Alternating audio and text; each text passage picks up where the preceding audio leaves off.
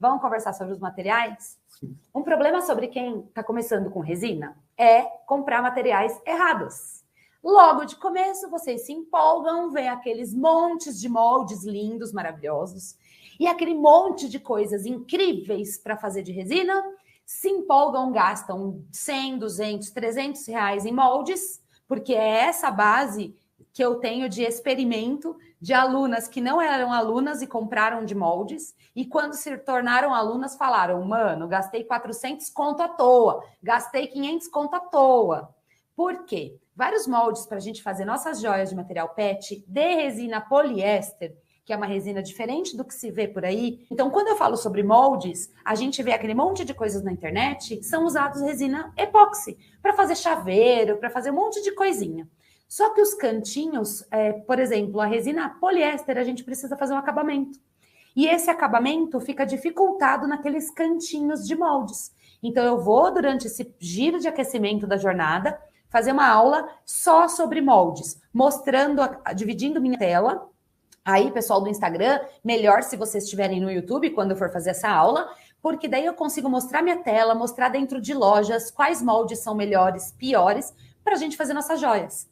Qualquer molde pode ser usado? Qualquer molde, inclusive molde de cupcake, molde de silicone. Se for molde de silicone para bolo, para cupcake, para o que for, a gente pode usar isso como molde, beleza? Tem molde chinês, tem molde nacional, tem moldes maravilhosos. Só que tem uma coisa nos moldes. Por que eu falo que as meninas gastam dinheiro com moldes e depois se arrependem? Porque os moldes chineses, que são os mais encontrados assim e mais acessíveis financeiramente, porque custa R$4, 5, R$10 um molde, ele é baixinho. Então, se a pessoa que está fazendo a resina, a joia, tiver que colocar um dente ali, se ela não tiver um macete de como aumentar esse molde, ela vai ficar com dificuldade, porque uma joia pronta, ela fica com meio centímetro de altura. Só que o dente ali dentro, com um pouquinho de camadinha de cor e tudo, ele passa dos 5 centímetros, 5 milímetros, 5 centímetros.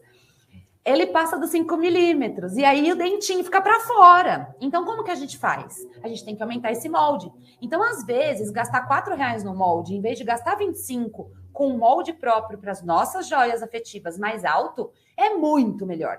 Então, e outra, ele é um molde reto. Geralmente é reto na frente, reto atrás e sem muito detalhe. Por exemplo, que tipo de detalhe? Uma florzinha, por exemplo... Cada cantinho da florzinha vai precisar fazer acabamento. Imaginem a dificuldade de fazer acabamento de um molde de florzinha, de uma joia que sai de um molde flor. É muito complicadinho. Então, a gente tem várias saídas. A gente pode fazer isso de implante, a gente tem várias coisas que a gente pode fazer num molde de flor, mas o acabamento vai ficar bem prejudicado.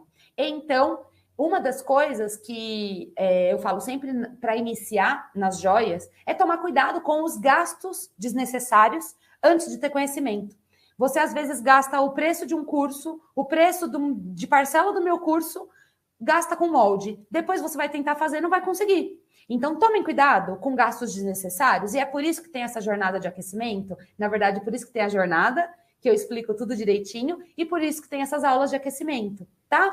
Então, vai vir uma aula de moldes, fiquem tranquilas, eu vou explicar como faz para escolher os melhores moldes. Tudo bem? Moldes abauladinhos, arredondados, cuticute, aquele coração com 2 bundinhas, não. Aquilo é uma putz de uma dificuldade para fazer acabamento. Dá para fazer? Dá, mas tem que ser um acabamento manual.